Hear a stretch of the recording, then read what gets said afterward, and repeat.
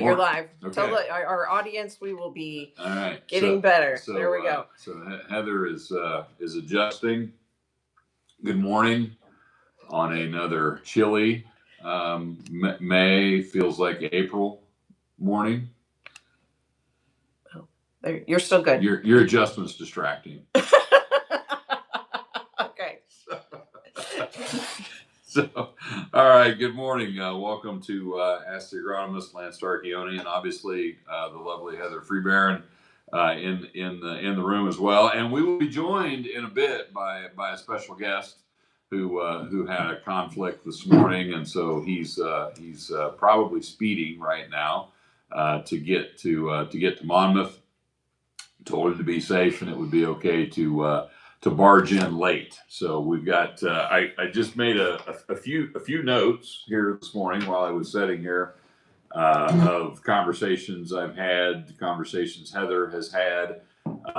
Obviously, this has been we were just talking amongst ourselves about comparing this growing season to past growing seasons, and a couple of them that this would remind you of, are kind of painful memories. So we won't mention any years that might trigger any of you, but it's certainly been a challenging spring. I saw an interesting graphic recently from a climatology service that tracks weather and looks at trends and such, and they have Illinois broken into several different climatic regions, and the two in northern Illinois have actually had the second wettest April on record. And let's see, I'm going to pull this up real quick because it tells me how many years that is. It's an impressive number of years if you don't realize how long. Here we go.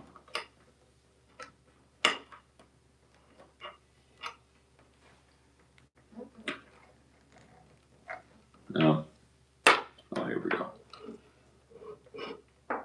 Okay. From 1893 to 2026. So what is that? 130 some years? 134 years. Yes, that's right there. So did you realize that where you and I are sitting right now, Heather, has had the fourth wettest April in the last 134 years? And we talk about Jim Donnelly a lot. Jim's territory has had the second wettest April in 134 years. The states of Wisconsin and Michigan have had the wettest April on record in 134 years. And then you contrast that to southeastern Illinois, which last year was just horrifically wet. Those poor guys didn't get to plant. They planted several times, and the last time wasn't until mid-June, when Kurt and I traveled to National Sales Meeting last year. We drove through the disaster that was Southern Illinois, and that was, when was that meeting? Like the 16th, 17th, 18th, the middle of June. June, yeah. And there were unplanted fields, there were freshly planted fields, there were stuff that was just barely up, there were fields that were planted but not up. It was just horrific. And that part of the state this year, ironically, has been the driest part of the state. And Southern Illinois actually experienced a kind of an early planting season for them. They've gotten some rain here late, so there were actually places that were concerned about being too dry and needing rain. We haven't been that way for a while here, Heather. We were talking about, what was it, maybe 6 weeks ago, when we were still in the March, the drought, and people were still nervous about how dry we were, and everybody talking about the tile lines weren't running, and I was getting people that were talking about how much it seems like spring has shifted earlier, and we don't have spring anymore. It just goes from spring to summer. And some people I work with, had some very strong opinions about how different things are than they used to be, and ever since then, it's been cold and wet, it seems like. And you and I were talking about the the record April wetness doesn't, it almost doesn't seem like it was that wet because we were so dry early. We could absorb a lot of that moisture really quickly, and so it's, we haven't had a lot of water standing. We haven't had any flooding. We haven't we haven't had huge rains. Other parts of the state have had some 4 or 5, 6 inch rains. We've just had a lot of frequent rains, and so it's just been really difficult to get in the field, get things done, and even if you have been able to get in the field, get things done, as we were also visiting, um, have you been digging in the soil lately to notice how cold it is? And stuff that's been planted in the last 2 weeks, heat unit accumulation is, it's not zero, but it's not 120 heat units, which is what it takes to get crops out of the ground either. And so emergence is very slow. It's not super wet, not super saturated. So, they say store things in a cool, dry place, and unless you've had more rainfall than a lot of people have had, it's been not horribly wet. It's just been too cold for anything to grow. Had a grower call me yesterday. Had corn that he planted 2 weeks ago. And his question was, well, how long is okay? How long can it lay in the soil before something really bad is going to happen to it? I said, well, as you go past 20 days, or 3 weeks, that would be, that starts to get on the brink. And I said about 4 weeks is probably about the max. And what happens to corn stands that take a long time to come up? You've got subtle differences in planting depth. You've got subtle differences in soil drainage, or sometimes dramatic differences in soil drainage. The other thing we forget too is when the soil is saturated, doesn't have to have water standing on it, but when there's the soil's at saturation point, there's no oxygen available to plants, and those days where the soil's saturated don't even count. So let's say you manage to get 5 heat units on a day when the soil's saturated. Well, those 5 don't really count because that plant can't grow until there's oxygen back in the soil. And so we oftentimes get delays in emergence more due to moisture than temperature, because it could be 80 degrees, and if the soil's saturated, that stuff's just sitting there waiting for oxygen to get back in the soil. So we lose a lot of days, a lot of years, because it's too wet for anything to grow, instead of just being too cold. But if you do the math on a like yesterday or the day before, or today we're going to get up in the 60s, I think. But when you're 57 for a high and below 50 for a low, that's about a 2 heat unit day, maybe 3. And luckily, if you do the math, 120 divided by 3 would be 40, right?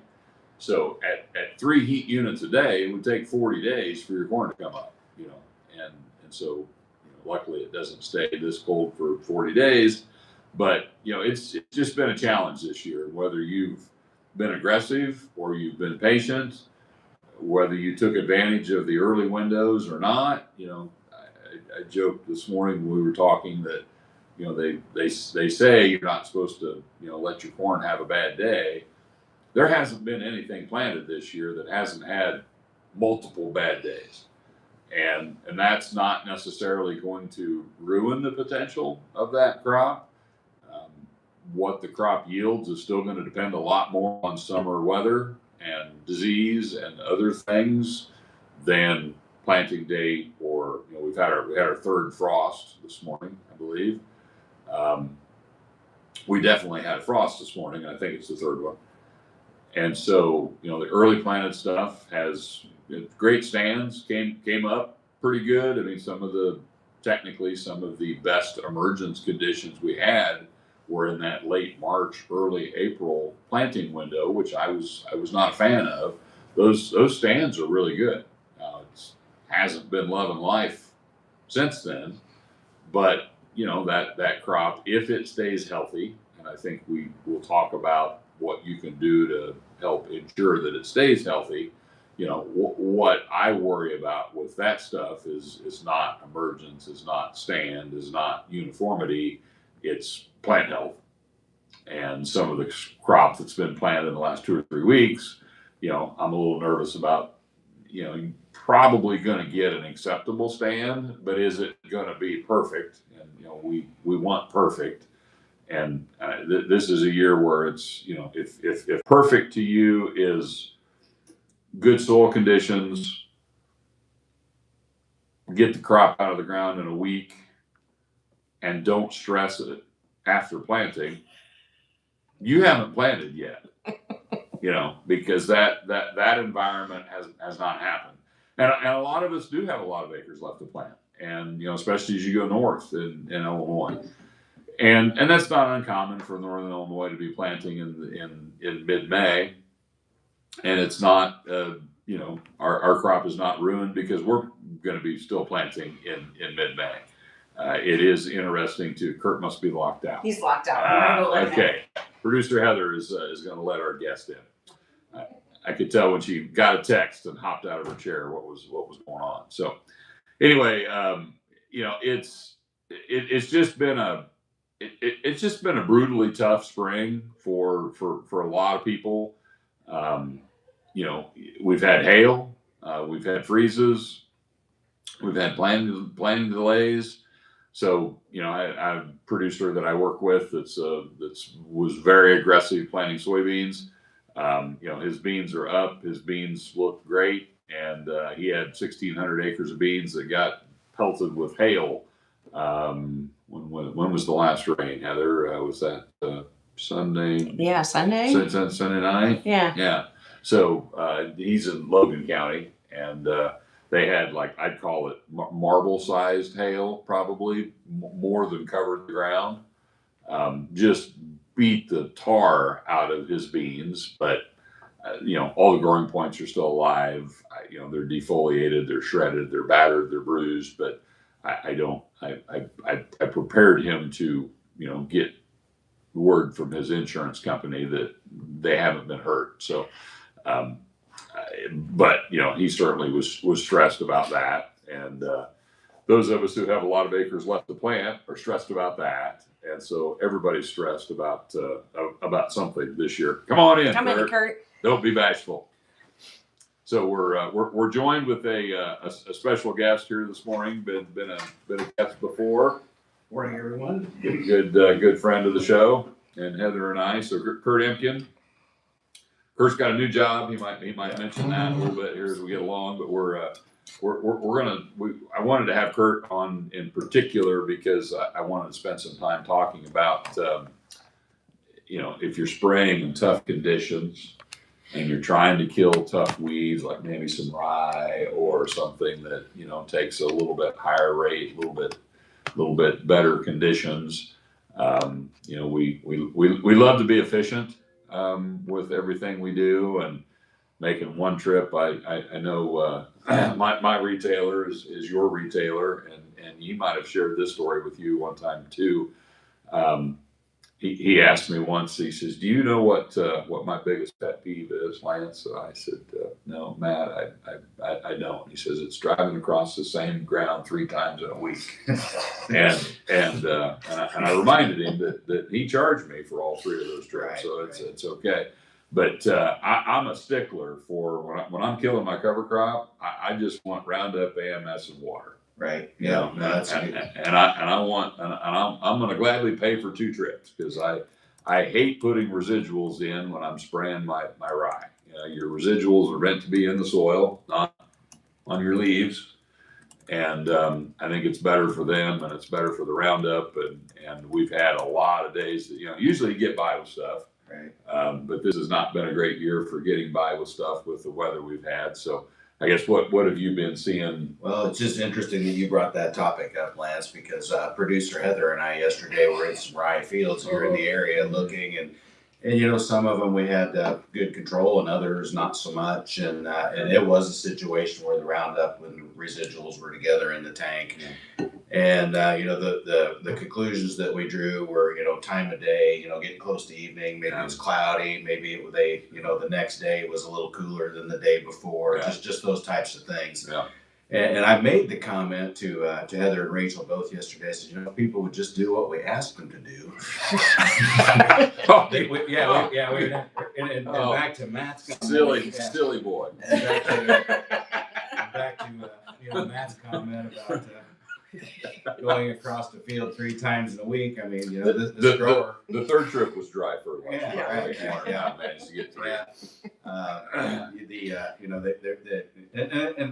In their defense, they didn't have to do that in every field, but there were some that they had to make a second trip, and if they would have just separated the application based on the weather they were having that particular day, probably would have been better off. So, well, and Heather, you had asked too about planting first, and then trying to control a cover crop after planting, which is, there are people that do that. That's kind of a planting green in some cover crop circles is kind of a thing.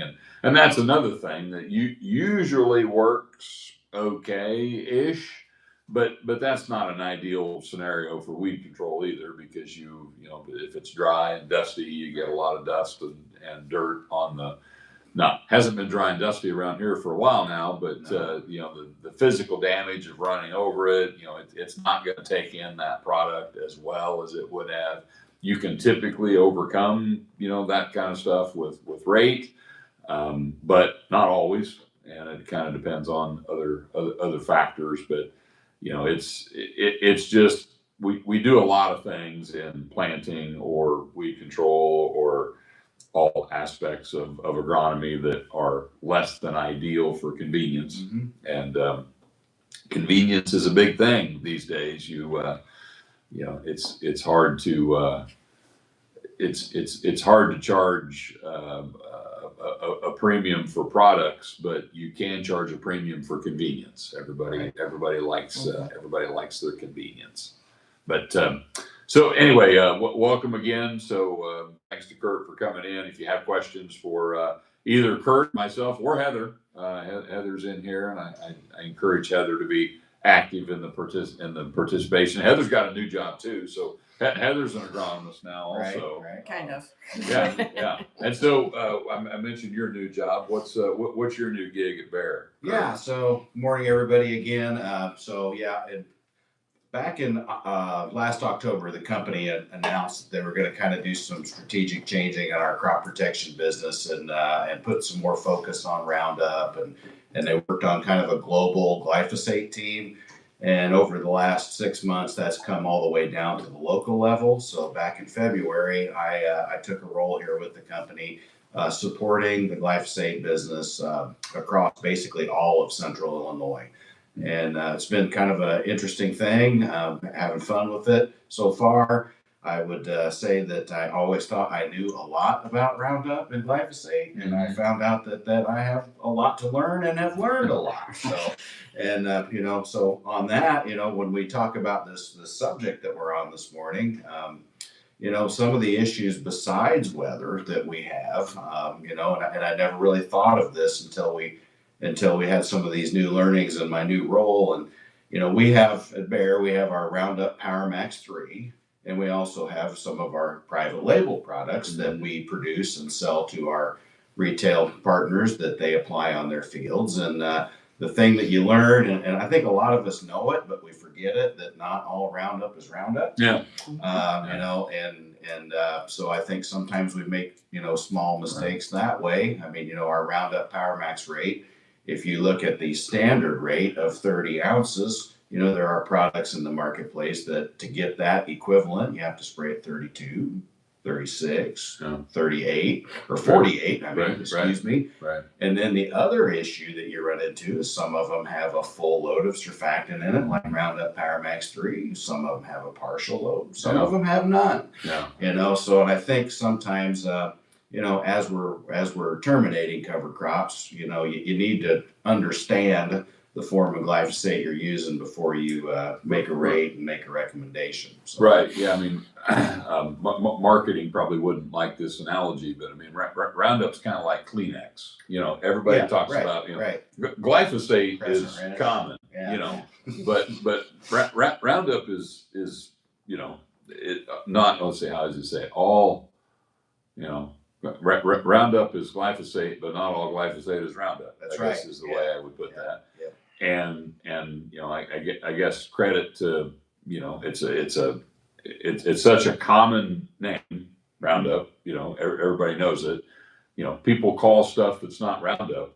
Right. You know, and so, you know, guys tell me I use, you know, X amount of Roundup. Like, well, wait a minute, what, you know, was it Roundup? Right. You find out later that it was Clear Out 5 or Buccaneer or something along those lines. Right. And to your point, I mean, the differences are small, but under challenging conditions, that's where small differences matter. And I remember back when, I mean, in the early 90s, when I started my career at Monsanto, I was involved in spray trials where we were experimenting with different surfactant, you know, loadings and different kinds of surfactant. We were always looking for a surfactant that would have a caution signal word. You know, we didn't like the stuff that burned the bunny's eyes. And so we, you know, there were some really effective, really affordable surfactants, but they were more caustic.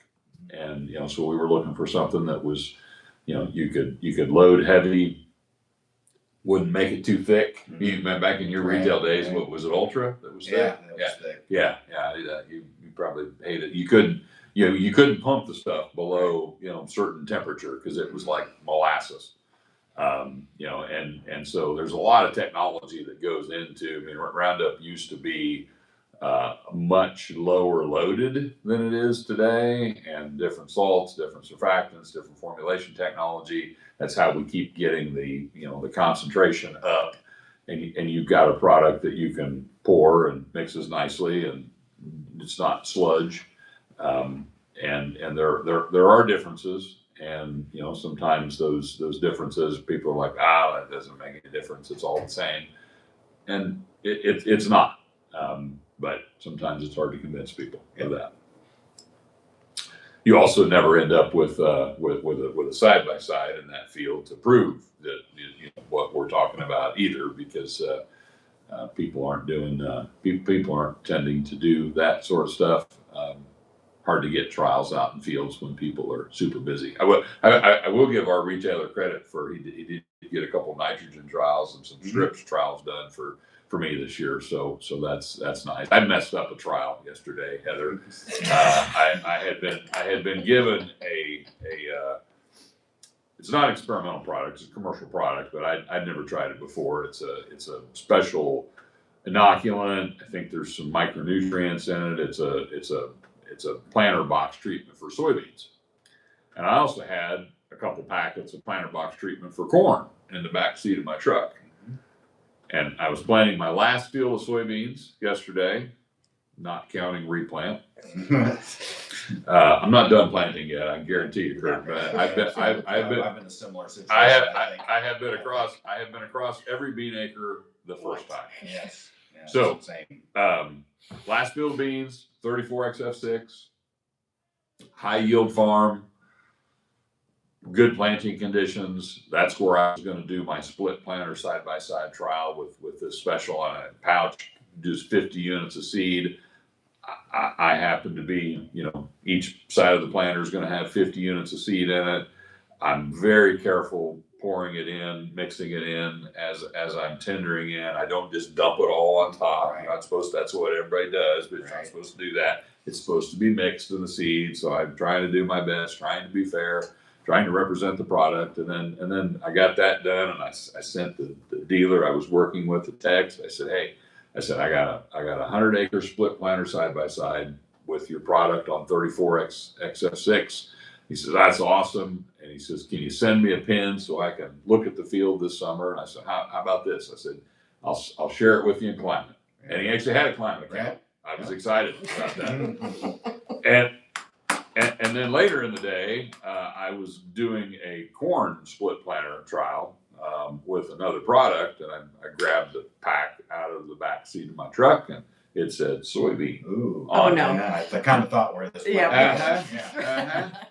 Uh-huh. Yeah. So I got the label out on the other product, and it actually is labeled for soybeans too. So you just got a different trial. I got a different trial. Yeah. And so, just farmer getting in a hurry and put the wrong stuff in the planter, and so now I've got because the special soybean product I'm probably just going to take back because other than some wheat beans and some replanting some mud holes, which is not a good place to be testing anything. I can't really use that product anymore. But I guess as it turns out, the corn product that I put on the soybeans actually is labeled for that. So we've just got a different kind of trial, and I'll have a few less acres of the corn trial. But anyway, it's hard to do field research in a busy spring. You can tell I haven't shaved lately, Kurt. I need a haircut. Lucky for you, I did get a shower last night. But this spring has been it has been a royal pain, and some people are making analogies to years that we won't mention because they're very painful years, but. Last year spoiled us. I mean, we were just dry all spring. You could do whatever you wanted, whenever you wanted, and a lot of people were done record time last year, and a lot of people were on pace to be record time this year. And we are still, ironically, I haven't checked it the last couple of days, but as of a couple of days ago, for the entire growing season, believe it or not, we are still ahead on heat unit accumulation. Right. But that assumes you started planting when the early birds did. Like if you go back to March 15th or March 20th, we're ahead of normal because of the warm March and early April. But I would guess the last month has been close to record cool. I would say so. I haven't done the math on that. I haven't either, but it's been. I mean, it's just we cannot get unhooked from the plow, as the saying goes, with to get this growing season off and going. So as I already commented, I think maybe before Kirk came in, there's not an acre of crop planted that has had a good life this year. That doesn't mean that it's ruined. That doesn't mean we can't still raise good crops, but stuff's really looking forward to some warmer, not as wet weather, and it does look like in the 10-day forecast there's a couple 70s out there, so we are finally moderating, and I know some of the weather forecasters had actually talked about cool and wet up to Mother's Day, and then things were going to straighten around after that, and it looks like that pattern is emerging. So kudos to people who called that shot a month or 6 weeks ago. One other weed question that Heather and I talked about. So you get into situations where maybe you did a fall burn down, which we all love in this room. Maybe you did some early tillage, and that field doesn't really need worked, but it's got giant ragweed that's 4 inches tall. It's got water hemp that's 1 inch tall. It's got grass. There's a lot of stuff growing out there. Weeds are small too because it's been cool, but they're there. I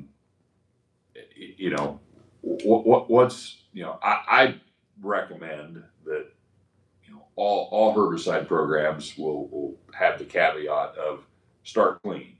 Right. You start clean with either tillage or a burn down. If you're planting into emerged summer annual weeds, the winter annuals, you might say, well, they're going to be dead in a month anyway. Right. But the summer annual weeds, they're here for the year. What's your recommendation on what not to do in those situations? It's too early to spray your post. Maybe your pre's not going to control those weeds when you put that on. how do we manage those kind of situations? Right. So I would say in those situations where we've got work ground and weeds emerged and no residual on the field, we can't we can't say, well, gosh, those weeds are small and we're just planting it and kind of forget about it because if it goes raining or does warm up, Right. all of a sudden those very small weeds will be weeds that you can't control. Yeah. So I mean, and there's some things you can do on the to help with that. I mean, you can. In the case of the weeds that glyphosate still controls, you can add that to your tank mix. We have residual products that maybe we can't spray them over the top of corn, but they do a very good job of controlling emerged water hemp. Our Tri-Volt product with a balanced flex in it, as long as that that water hemp is small, it will control that. Again, we have to be careful with these things, but 2,4-D. I mean, a good thing is if you've got weeds that are emerged and getting a little bit of size that you're maybe getting beyond the previous recommendation I made there, add some Diflex to it. Diflex is safened for seed. So you can spray it and not have to worry about any germination issues like you would with an unsafened dicamba or a 2,4-D. And it does work. I mean, again, we've talked about the wet and some of the things we've got going on here in the field. Let's say, in that work ground, Lance, we don't 100% get that seed slot closed. Well, even the Diflex is not going to hurt that seed. So it's a good way to get rid of those weeds, and have a nice, clean seed bed to set you up for success on the post side. Yeah, it's and I think maybe when that seed slot's not closed, that might have been a tad bit wet, right? When that Right. happens, and I'm not Catholic, but I feel like I need to come to confession. I mean, I planted a lot of soybeans in the mud this year, Kurt. Yeah, well, I had one particular really bad decision. I drove the planter and tractor 20 miles to a farm because it had rained less there, which it did rain less there, but it's a wet farm, and it's springs like this make well-drained, well-tiled fields, and guys that like to do a lot of tillage really stick out. Because there's been a lot of days that those acres were fit.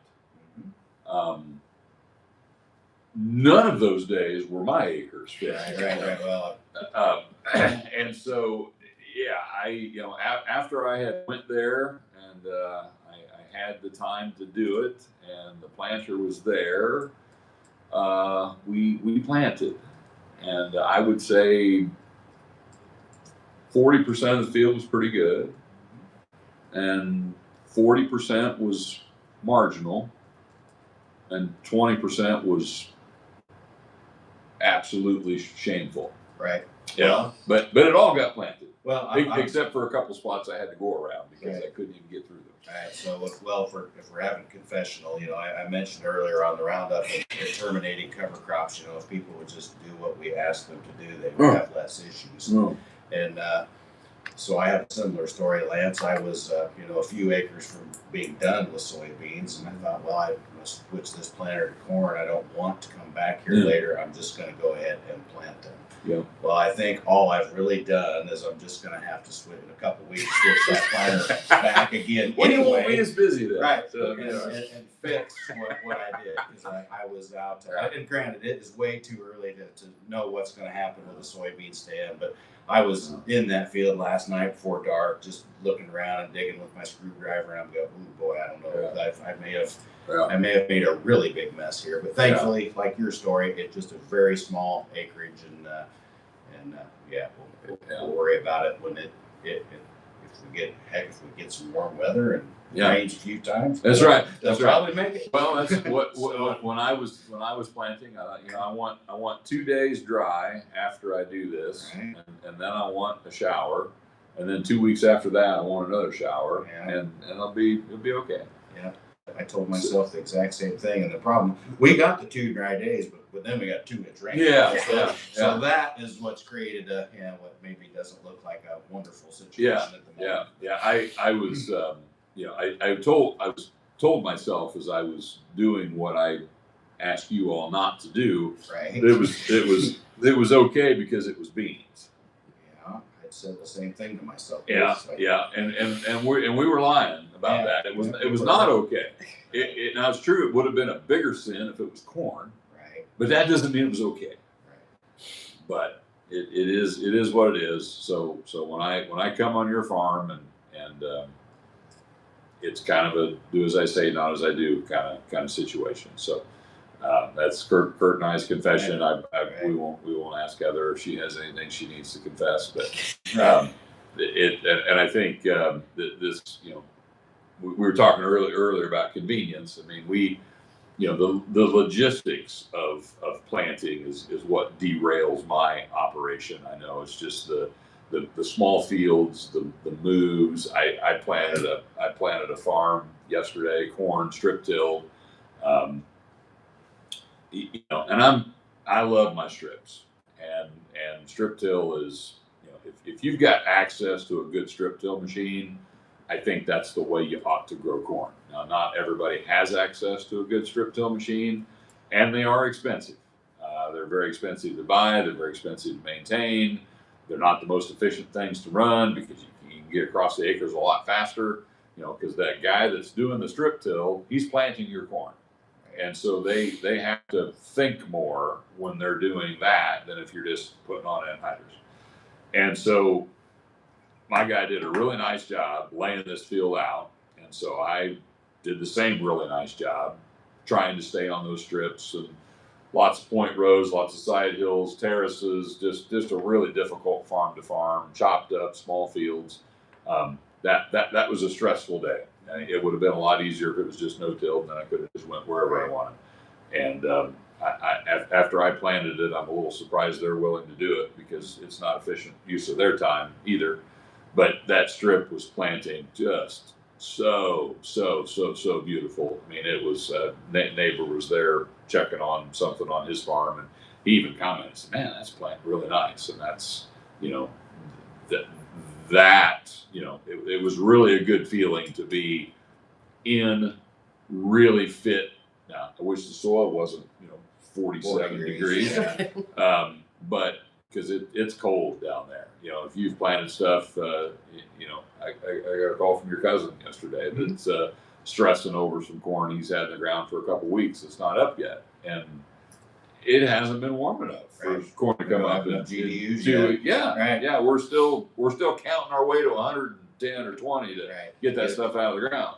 And what you're going to see on that stuff that takes 3 weeks to come up is, that one's going to come up, and that one's going to come up, and then the next day this one's going to come up, and then they're going to come up kind of strung out, and that old, that challenge we give ourselves. I want them all to come up in 24 hours. Well, then the field needs to emerge in about 4 days for that to happen. When it takes 3 weeks plus for stuff to come up, every seed is slightly different, and every spot is slightly different. You've got seeds that are 1/4 inch shallower than their neighbor, and 1/4 inch when you're getting 4 heat units a day is going to be a difference. String things out. Some parts of the field are wetter than others. Some soils are warm up better than others. I mean, you've got residue that interferes with things, and so not every seed in your field is in the same environment. And when you're accumulating heat units very, very slowly, those minute differences in environment, might cause a 2-day difference in emergence on that crop. And a 2-day late corn plant is not a weed. We put too much pressure on ourselves. I mean, the guys that are raising the 600 bushel corn, their corn needs to come up within a couple hours of each other. But those of us that are trying to raise 270 bushel corn don't necessarily have to adhere to that same standard. I mean, it's nice, but we can raise a good crop if it comes up a little bit uneven, it's actually two leaf collars difference, which is a big difference. Even those aren't weeds. That has been overstated. I was talking to one of the university researchers that did some of the work that led to people calling those plants weeds. He said what we actually said in the research was when you're 2 leaves behind, that's when significant yield reduction starts. That doesn't mean it's not going to have an ear. Right. That just Right. means it's going to have significantly less of an ear, but it's still going to contribute to society. So a little bit of unevenness is not the end of the world, and we've talked several times this year about this is not a good year to be replanting a bunch of corn, with certain products that are not really readily available for replant. So, before you get impatient and give up on something, talk to your suppliers and see what's available for replant. And you might want to factor that into the decision of is this a leavable stand or not. Sometimes we get probably pickier than we need to be. Free seed from seed companies and payments from insurance companies on replant. It's still early. It's not late yet. That old stand hasn't really accomplished much because it's been so cool. And, well, I'll just start over again. But exercise a little patience and caution there, and make sure that's really the right thing to do. Right. Lance, too, there's another thing that we need to be paying attention to here in this whole scenario, and it goes back to the weed control portion of it. And the warm early followed by this cool down. I mean, think about all the herbicides that have already been on the ground for a month, or 2 to 3 weeks, and so while we're evaluating our stands, we need to be evaluating our weed control, because we might, again, with the weather being cool, we might not see the emergence of the weeds anyway, but it's definitely something we need to keep our eyes on, because there's going to be quite a few fields here on the tail end that the residuals already going to been on the ground for a month, and it's just now getting planted. Right. Back to you telling stories. My brother and I were planting a cornfield yesterday, and I had that thought roll through my head. I was like, it was like 3 weeks ago when we sprayed this field. Still perfectly clean. It's been cold. Not worried about it, but it is something we probably should all keep our eyes on, because if we use the typical thing that we normally would, wait for that corn to be V2 or 3 before we can go look at it to see if it needs sprayed, we might.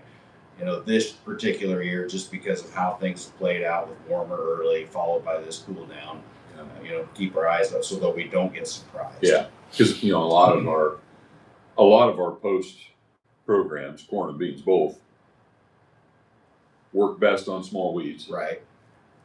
And like you say, if your pre plays out, too early, and you're out there at your normal post timing, what used to be a 1 or 2 inch weed might be a 6 or 8 inch weed. It could be, and there's some areas, like I said, with my new job, I cover a big swath of the state, and there's areas that have had 4 or 5 inches of rain. Yeah. So their residual might be getting to where it's pretty well gone, and it's just now getting planted, or it might not get planted till next week.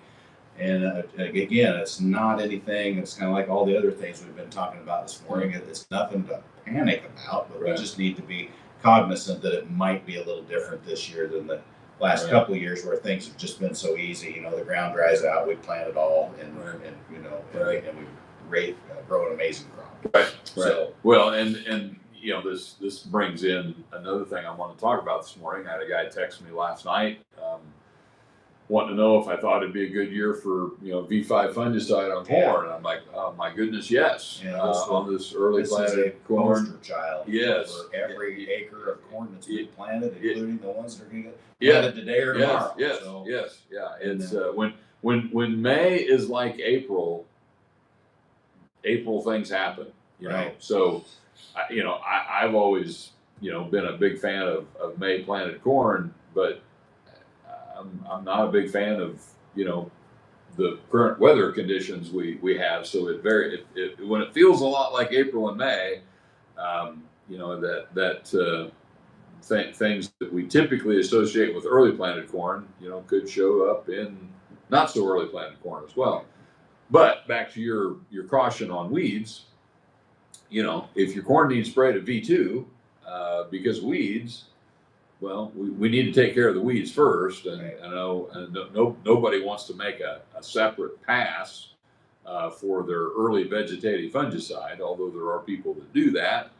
Um, at least when I asked somebody to drive across the same farm 3 times in a week, the crop wasn't there yet.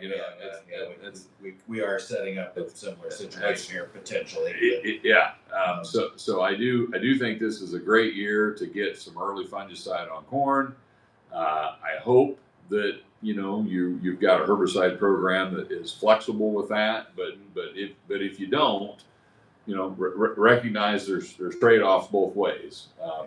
Waiting too late to spray your herbicide is not good, and not putting the fungicide on might be not good as well. And you'll have to, so many things we do are lesser of evils decisions. And I think that's really what we need. As a producer, that's what you need to think about, especially this year. If you're in a field where your residual's running out of gas and you need to spray early, but that corn has also had a miserable life, maybe you should consider that second trip, because there's some other. And as far as that V5, we use that term, but really it's V4 to V8. Yes. Right. Yes. So and if you maybe delay it a little longer, there's foliar products you can use. Yeah. There's other things that you can do to kind of help that corn out along with the fungicide.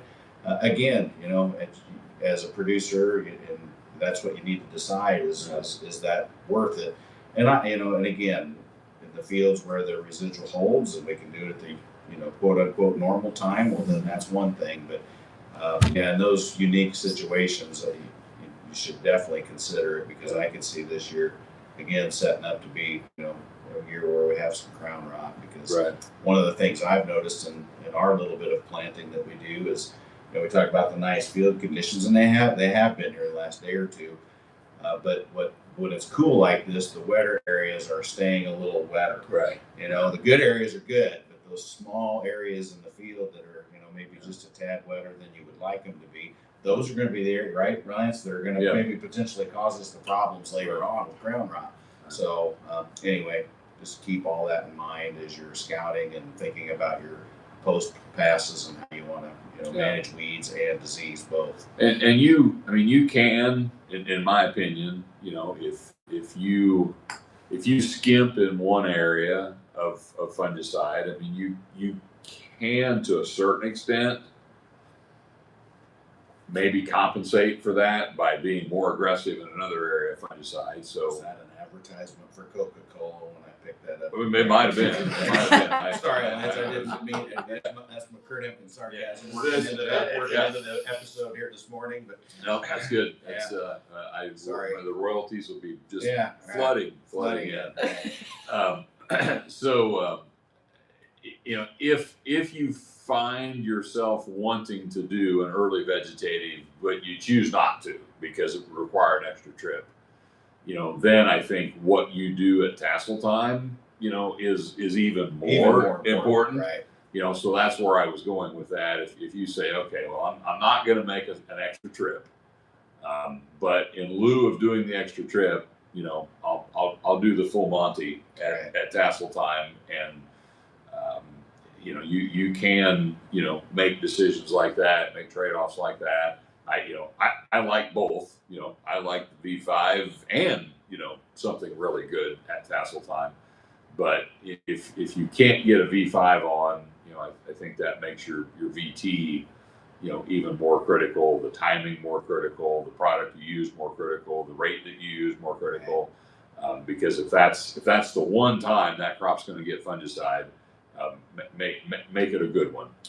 I think is what we've learned the last several years. I'll just add on to what you were talking about there, Lance. And again, when I was talking about the V4 to V8 situation, and you brought up if you don't do that, we move off to the tassel.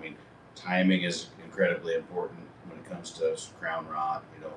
In other words, a little earlier versus a little later. Yeah. The product you choose makes a difference. The rate you apply it at makes a difference. So, and again, we can kind of, we can help you through all of that when that time comes. But yeah, don't think that you're going to, maybe stave off crown rot by spraying it brown silk with a product that's maybe not the greatest on that particular disease spectrum, and at a lower than maybe high. If it's a product with a rate range, a lower rate, so a standard rate. Right. So I haven't asked, Heather. You haven't interrupted us. No questions, probably. Well, I'm gonna make sure we say hi to Adam and our good friend Adam, who tunes in frequently, and our friend Tom Kennel, who also agreed that Strips Hill and Pattern Tile is a good sweet spot. Oh, nice. Yeah. So, but I am going to prod you a little bit because our conversation to get ready for this morning, I'm going to ask you to go into more details on the V5-ish fungicide application and the economics and the farmer having all of us say go cheap. But this morning we talked about maybe this isn't the year to go cheap on that V5 application to make sure we're adding some other things and why.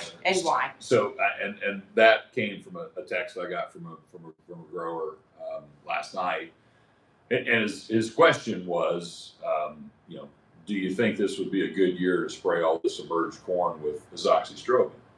And when he used, the chemical name, I knew he was probably buying a inexpensive form of that product.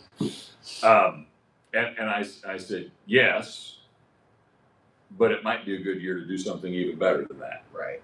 And he says, okay, what do you mean by better than that? And I said, well, I think a dual mode product, I think the triazole components of products add something to that early season application as well. And I know it's tempting to use the $2 or $3, straight good generic product, but back to our glyphosate conversation earlier, product does matter. And, for about $2 more or $3 more, you could use something like a Delaro, or you might find some Stratego Yield out there somewhere. Not saying you necessarily have to use Delaro Complete, but I have used that before too, just because that's what was available and easy to use. And at the rates that we typically recommend on the early foliar stuff, the difference between a cheap product and expensive product is not vast. Right. Especially at the rates we're doing at that time of year. That it's not. And at a full rate, you start getting into real money. Right. But at the reduced rate, and I've had people ask me, well, what if I use a full rate of the cheap stuff? How's that going to compare to a half rate of your stuff? And I don't know that there's a lot of data out there to answer that question. I don't know that there is, but I know that Bayer back in the day when they were working on this whole spectrum of in those days we were spraying V5 corn on continuous corn, and to help with anthracnose leaf blight. That's kind of how this all got started years ago. And anyway, what they learned is even at varying rates, they didn't really gain anything, so that's why if you ever ask any of what I'll call an old Bayer agronomist, they'll say it's the size appropriate rate. Right. And so and if you think about it, when you're spraying on the field, on a V5 corn plant, think about how much of that fungicide is actually hitting it. So, and even though it's more concentrated, it's really not adding anything to the overall benefit. It's the product that matters. I mean, and I think that's why they had the success they did. I think that's why our products actually do stand out from the competition, because they're a combination of two products that are really good on those disease spectrums. And so I believe they're worth that premium. And then you've got the versus generic. Again, I'm back to my new job, kind of learning that in the generic markets, not all. I mean, the formulation is what it says on the label. Right. But the formulation is not always the same. So in other words, you can have some consistency of the active ingredients. The same. Yeah, the active ingredients are always the same. The formulation process might be slightly different. They can't make a product off label. Right. But anyway, and where I'm going with all that is, you might see from, batch to batch, jug to jug, maybe different crop response. Right. And you're not going to see that with, branded products. Right. So, and Right. obviously in a year when we got crops that may be struggling a little bit, you don't want to add something else, stress inadvertently, just to save a dollar or two. Right. Right. I'm gonna look through my list here, see what we've missed. So we haven't, necessarily touched on planting date. I mean, obviously, this year has gotten a little bit later for planting. It's certainly not late. What is this, May 7th, right? Yes. Yeah. So I mean, we are still, we've maybe lost slight amount of yield potential in soybeans. I don't think we've lost any yield potential in corn yet. I really wish if the corn I planted the last 2 days was going into a 60-degree soil, I would say that could be the best corn that's been planted so far. But it went into a 40-degree soil, Right. so that's not great conditions either. But the soil conditions were great. The future forecast is going to improve. We still haven't had what I would consider to be a perfect planting window yet. It was either too wet, too cold, too wet, too early, too cold, or the weather forecast was awful. And everything that's been planted has gone through one or more of those things. Gone through something for sure. And we're still going to be planting next week. That might be, the tail end of planting might be the only crop that doesn't go through, all those things. But it's, we certainly have a lot of yield potential based on these planting dates. Question? Well, we do have a question in the chat from our friend Merle. Okay. Who's listening to you, Yeah. and doing what you say and not as you do. So. Okay. So listening to agronomist lands and not farmer lands. Yeah.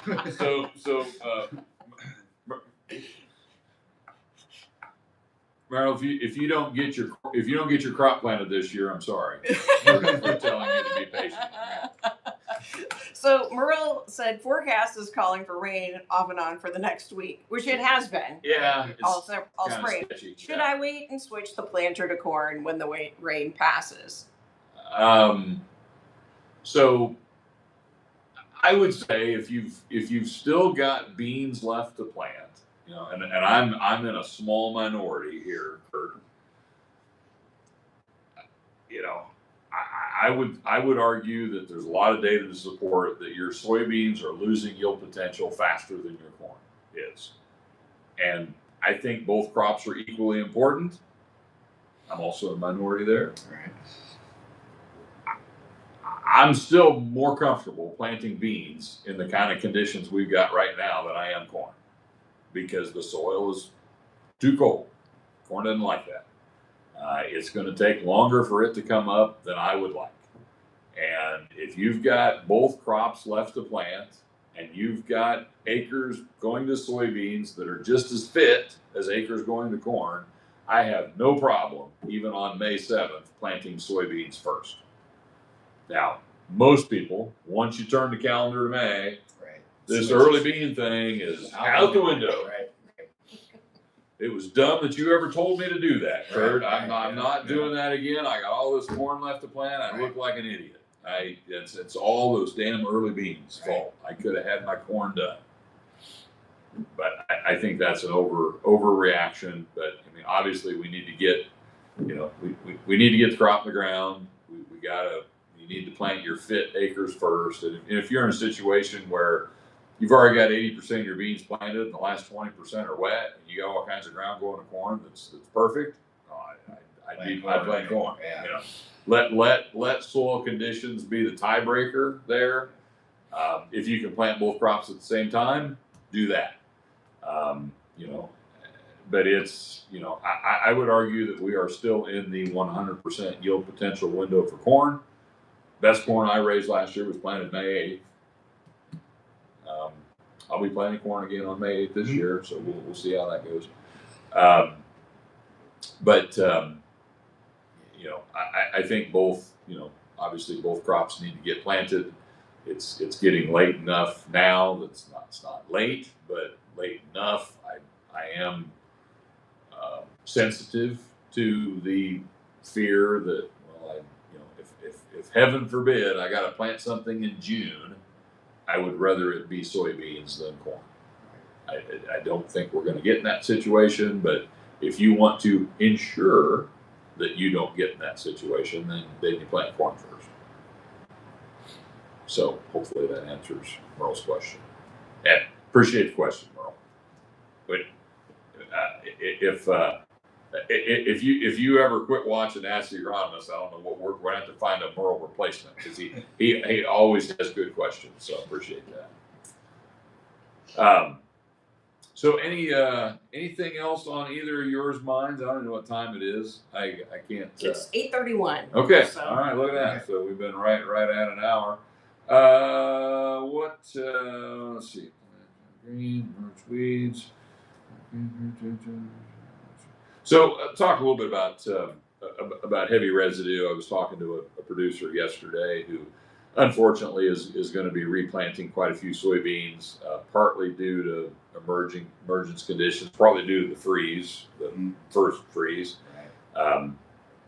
There is, and I don't know exactly what it is. I haven't talked to climatologists to understand this fully. You know, there's something about a lot of residue that makes a freeze worse. I think part of it is the soil's cooler, so there's not as much insulating heat coming from the soil. And there's also some phenomenon, I've seen it like with a plot stake or a piece of residue. If a plant is physically touching a piece of residue or even a wooden plot stake, they just get smoked by a freeze. And I don't know what it is about the physical touching part, but the more residue you have, the more frost damage you have. And this gentleman had tremendous heavy residue. He was not as aggressive with his vertical tillage as he'd been in previous years. I'm not a huge fan of vertical tillage that looks like you plowed the field. I think we can overdo it, but you know, if you went through some really tough conditions, the less residue you have, typically things are going to look better. He commented he'd made an extra pass on his end rows, and the end rows were fine. Right. You know, out in the field where he didn't make the extra pass, he's replanting beans, and so you know, contending with residue is a real thing. You know, the other challenge we have with our vertical till tools is, you know, you make in that top couple inches of soil, you make kind of a 50-50 mix of residue and soil, which is horrible to plant into. You know, some people get aggressive with the row cleaners to get down to some fresh soil. Well, then you end up with putting your seed in a trench that when it rains turns into a moat. Right. And, you know, we get lots more emergence issues. We get a lot more chemical damage from that. You wash all the chemistry right into the moat. And just an awful situation. I love and the strips I was planning on yesterday, I was actually able to do this. I raised my row cleaners clear up. They're not even touching. Keep my downforce as low as I can, and when I've got a nice strip, that row is still a little higher than the rest of the field after the planter goes. And when you can do that, that is heaven for a strip tiller. And that berm just kind of sheds that water off, and it's just wonderful. But if you're getting aggressive with your row cleaners trying to root out trash that's mixed in with soil, you're going to end up with a field that looks like this. You know, every 30 inches you're going to have a low spot, which is where your seed is. And you know, I could remember Greg Sauter talking about this 20 years ago. You know, you want the field level after you plant. And as you drive around looking, you know, at fields, you see lots of fields that the lowest part of the field is the row. You know, and you need to try to avoid that if at all possible. And some of that's downforce on the planter, some of it's the row cleaners. you know, sometimes a field is just so mellow and so soft, it's hard to keep from creating that, because the planter, the weight of the planter is being carried by the gauge wheels, Right. you know, and so that's packing that row area down. But just an observation from yesterday, I could have stopped several times and taken some really nice agronomic pictures. If I had like a GoPro or something mounted on the planter, I was strip tilling with no markers and no guidance for. Nice. Yeah. I pride myself on being able to stay on the strip. That's pretty amazing. I can't plant straight with either one. I will admit, when the rows come up, they're never as straight as I thought they were when I was driving it. Because when you don't have that mark to follow and you're just following the strips, it is a little easier to meander, and that's when I'm reminded that Jerry Clower always said you can grow more corn on a crooked row than you can a straight one. So I have a question this morning. yes, So we had a little freeze this morning. we did. Is that something we need to be concerned about? I would say, to my knowledge, it wasn't cold enough anywhere to be a killing freeze. It's probably going to nip stuff again. I mean, this will be the third freeze that a lot of this early planted corn has gone through. My March 30th planted corn here at Monmouth was almost froze off on that first one, and it was like 80 for 2 days after that, and it bounced right back, and you never know it now.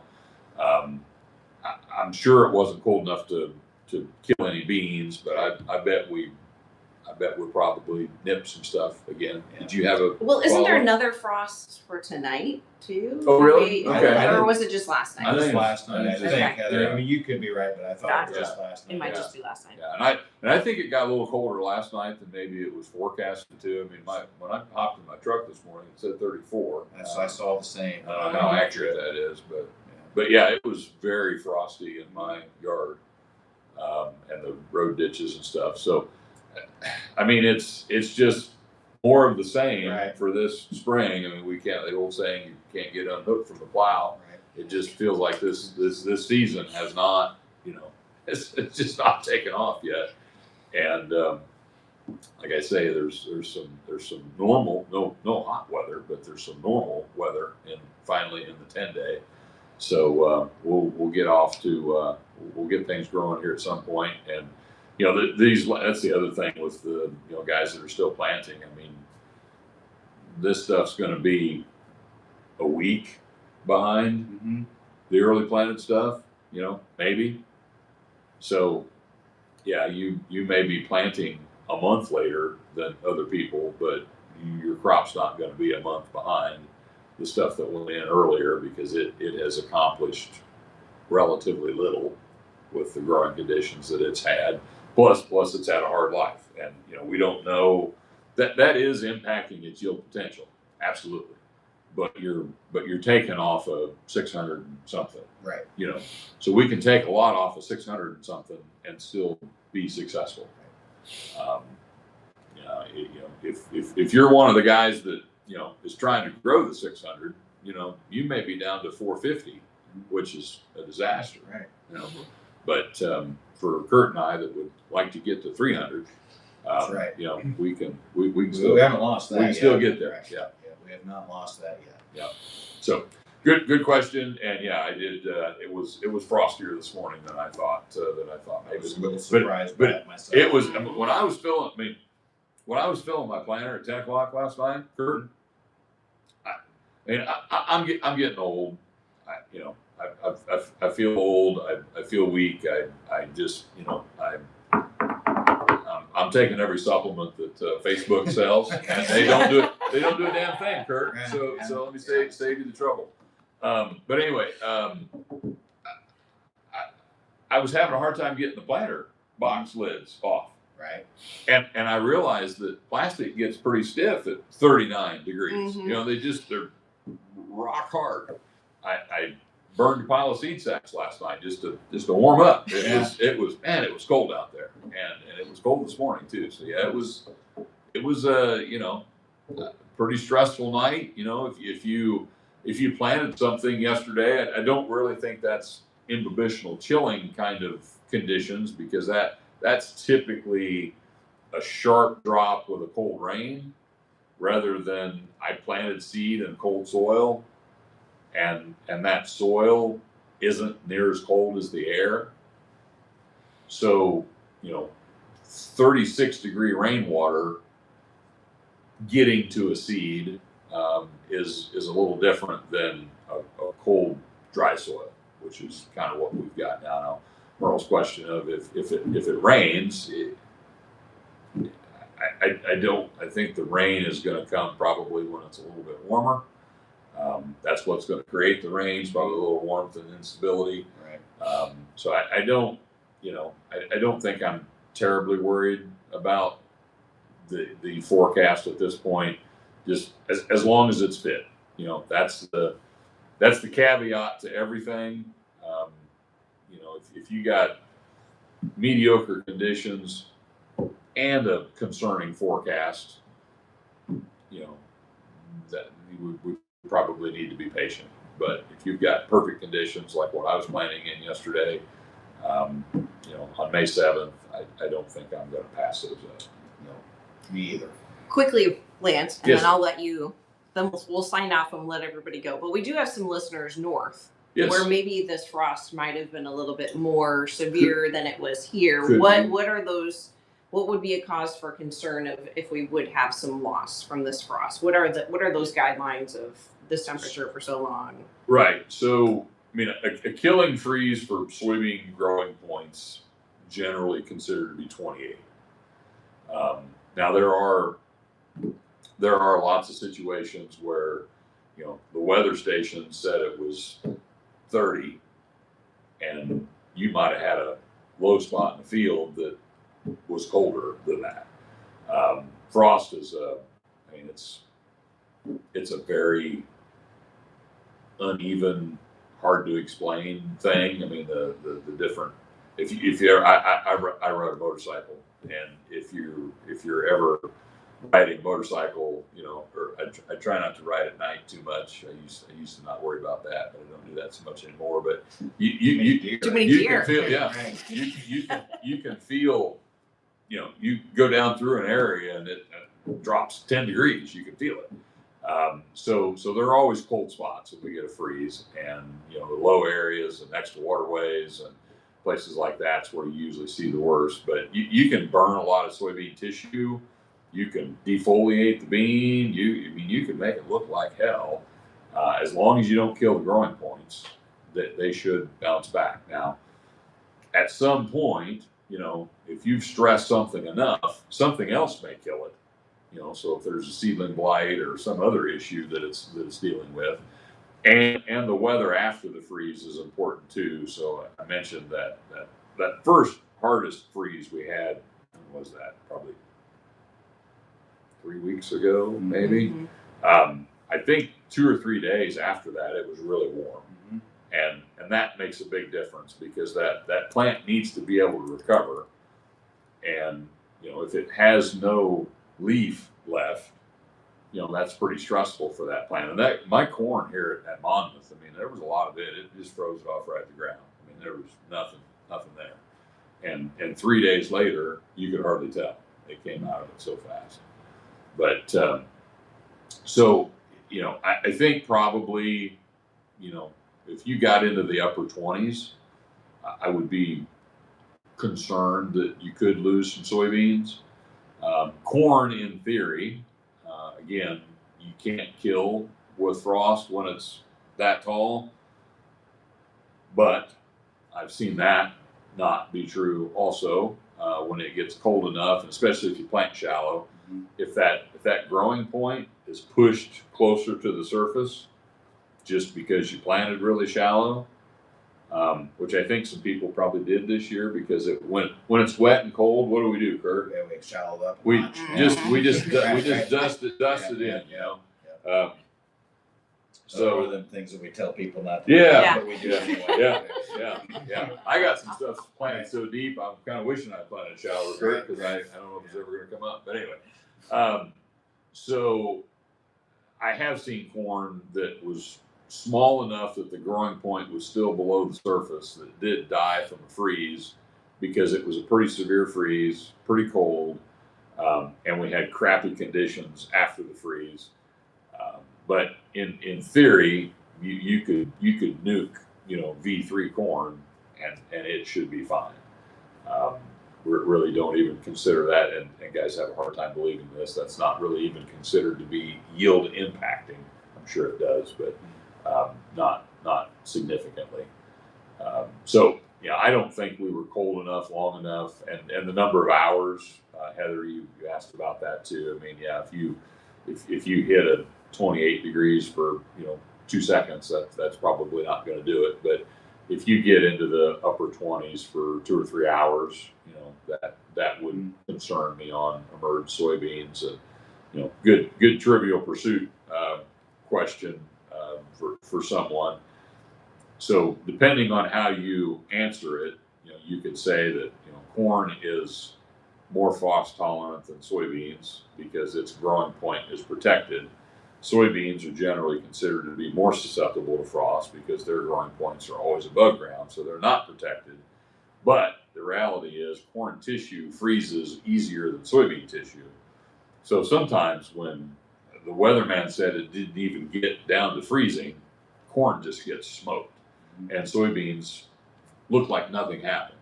And that's because they can handle, colder temperatures than corn without damaging the tissue. Corn tissue gets damaged easier, but it can recover. Soybeans can recover too, as long as the growing points are still alive. So when you ask the question, which crop's more frost tolerant, it kind of depends on in what aspect you mean.